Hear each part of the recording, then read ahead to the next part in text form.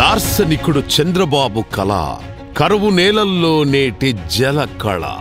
రాళ్ళు రప్పల హైదరాబాద్ నగర శివారు ప్రాంతాలలో బాబు వేసిన ఐటీ పునాది నేడు హైదరాబాద్ మహానగరమైంది.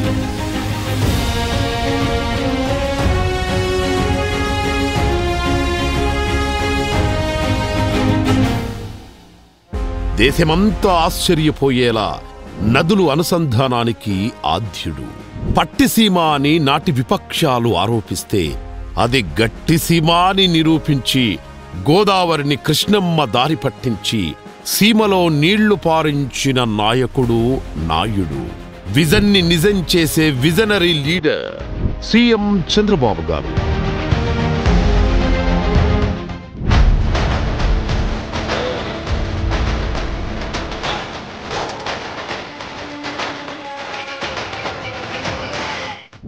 కరువు రహితంగా ఆంధ్రప్రదేశ్ రాష్ట్రాన్ని నిలిపేందుకు భారీ సాగునీటి ప్రాజెక్టుల రూపకల్పన చేశారు.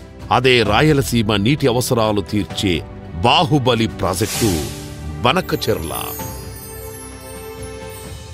అసలు ఎందుకీ ప్రాజెక్టు ప్రతిపాదన తెరమీదికొచ్చింది? ఈ స్థాయిలో బనకచెర్ల చెరువు పూర్తయితే కలిగే ప్రయోజనాలేంటి అనే అనుమానాలను, సందేహాలను సీఎం చంద్రబాబు గారు తనదైన విజన్తో వివరించారు. పోలవరం పూర్తి కానుంది. బనకచెర్ల కార్యరూపం దాలిస్తే ఆంధ్రప్రదేశ్ రాష్ట్రంలో ఏ జిల్లాకు సాగు తాగునీటి సమస్య ఉండదు. దార్శనికుడు, ప్రగతికారకుడు చంద్రబాబు భగీరథ ప్రయత్నం బనకచెర్ల పూర్తయితే ఆంధ్రప్రదేశ్ రాష్ట్రమంతా సస్యశ్యామలమై అన్నపూర్ణ పేరును సార్థకం చేసుకుంటుంది. ఉత్తరాంధ్ర జిల్లాలో నదులున్న మంచి వర్షపాతం కురుస్తున్నప్పటికీ చాలా ప్రాంతాలకు సాగునీటి సమస్య ఉంది. శివారు గ్రామాల్లో తాగునీటికి కటకటలాడే దుస్థితి నెలకొంది. రాయలసీమ, ప్రకాశం, నెల్లూరు జిల్లాలు తరచుగా కరువును ఎదుర్కొంటున్నాయి. ఫలితంగా ప్రధాన జీవనాధారమైన వ్యవసాయం నుండి ఆదాయం అంతంత మాత్రమే వస్తోంది. కృష్ణానది పరివాహక రాష్ట్రాలకు పూర్తి స్థాయిలో నీటి కేటాయింపులు చేయడం, ఎగువ రాష్ట్రాలు కృష్ణానదిలో నీటిని కేటాయింపులకు మించి వాడేస్తుండటంతో చిట్ట చివరన ఉన్న ఆంధ్రప్రదేశ్ రాష్ట్రంలోకి వచ్చేసరికి కృష్ణానదిలో ఆశాజనకమైన ప్రవాహాలు లేవు. ఆంధ్రప్రదేశ్ రాష్ట్ర జల అవసరాలు తీర్చే ఒకే ఒక్క వరప్రదాయిని కారు చీకటిలో కాంతిపుంజం, ఎడారిలో ఓయాసిస్సు. గోదావరి నది మాత్రమే రాష్ట్రంలో నీటి అవసరాలకు సరిపడా ప్రవాహాలు ఏడాది పొడవునా ఉంటాయి. గోదావరి నది నుంచి గత 50 ఏళ్లలో సగటున 2989 టీఎంసీ వరద నీరు సముద్రంలోకి ప్రవహిస్తోంది. రాష్ట్రంలో కరువు నివారణకు పోలవరం డ్యాం ఎగువ నుంచి బనకచెర్ల రెగ్యులేటర్కు రోజుకు 2 టీఎంసీలు లెక్కన ఏడాదికి 200 టీఎంసీలు గోదావరి వరద జలాలను మళ్లించేందుకు భగీరథ యత్నమే బనకచెర్ల ప్రాజెక్టు స్వరూపం. బనకచెర్లు పూర్తయితే 80 లక్షల మందికి తాగునీరు పుష్కలంగా అందుతుంది. 7.5 లక్షల కొత్త ఆయకట్టుకు నీరందుతుంది. 22.5 లక్షల ఎకరాలకు అనుబంధంగా సాగులోకి వస్తాయి.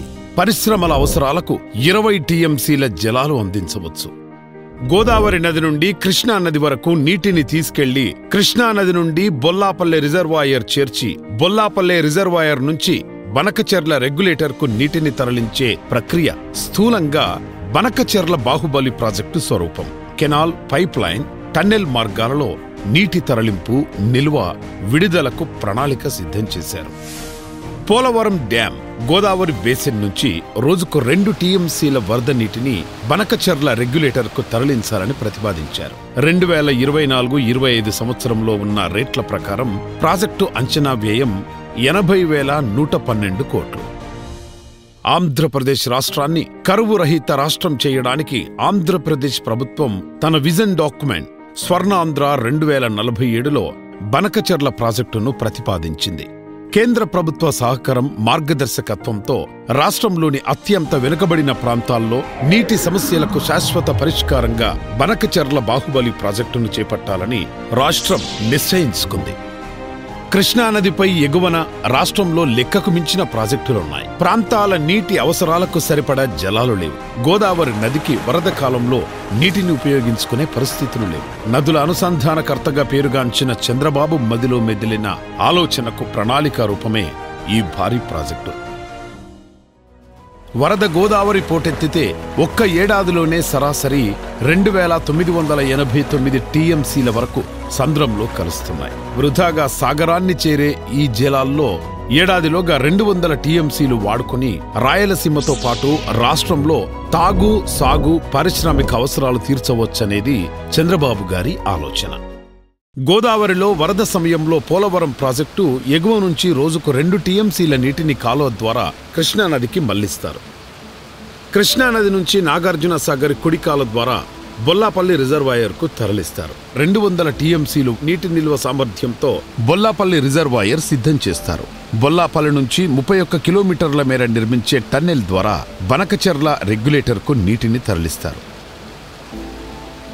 బనకచెర్ల హెడ్ రెగ్యులేటర్ నుంచి తెలుగు గంగ, ఎస్ఆర్బీసీ, నిప్పులవాగుకు నీరు చేరుతుంది. నిప్పులవాగు ద్వారా సోమశిల, కండలేరుకు నీరందిస్తారు. చంద్రబాబు గారు చెప్పినట్లు ఆంధ్రప్రదేశ్ చరిత్రలో గేమ్ చేంజర్ కానున్న బాహుబలి బనకచెర్ల ప్రాజెక్టు పూర్తయితే కరువొచ్చినా నీటికి కరువుండదు. వర్షాభావ పరిస్థితులున్నా పంటలకు జలాలు అందించవచ్చు. పెన్నా ద్వారా నెల్లూరుకు నీరు సరఫరా అవుతుంది. నాగార్జున సాగర్ కుడి కాలువ ద్వారా సాగయ్యే పంటలకు నీరందుతుంది. ఉమ్మడి ప్రకాశం జిల్లాలో కరువు ప్రాంతంగా ఉన్న వెలుగొండ ప్రాజెక్టు నీటి అవసరాలు కూడా తీర్చుతుంది. రోజుకు 2 టీఎంసీల లెక్కన నీటిని గోదావరి నుంచి తరలించాలంటే పోలవరం కుడి కాల్వను 17,000 క్యూసెక్కుల సామర్థ్యం నుంచి 30,000 క్యూసెక్కులకు పెంచాలి. తాడిపూడి లిఫ్ట్ స్కీమ్ కాల్వ సామర్థ్యాన్ని కూడా 1,500 క్యూసెక్కుల నుంచి 10,000 క్యూసెక్కులకు పెంచి నీటిని తరలిస్తారు. ప్రాథమిక అంచనాల ప్రకారం 80,000 కోట్ల వరకు ఖర్చయ్యే ఈ ప్రాజెక్టు కోసం 54,000 ఎకరాల భూముల సేకరణ చేయాలి. ప్రాజెక్టు రన్నింగ్కి 4,000 కోట్ల మెగా విద్యుత్ అవసరం. పెద్ద మొత్తంలో ఫారెస్టు భూములు కూడా సేకరించాల్సి ఉంటుంది. ఈ ప్రాజెక్టు అవసరాన్ని, ప్రయోజనాలను కేంద్రానికి వివరించిన ముఖ్యమంత్రి కేంద్రం సాయం కోరారు. సాధ్యమైనంత త్వరగా ప్రాజెక్టుకు అనుమతులు పొంది టెండర్ల ప్రక్రియ పూర్తి చేయాలని సీఎం స్పష్టమైన ఆదేశాలిచ్చారు. ప్రణాళిక ప్రకారం అన్ని అనుమతులు సాధించి నిధులు సమకూరి అనుకున్న సమయానికి ఈ బాహుబలి ప్రాజెక్టు పూర్తయితే ఏపీ అభివృద్ధిలో గేమ్ చేంజర్ కానుంది.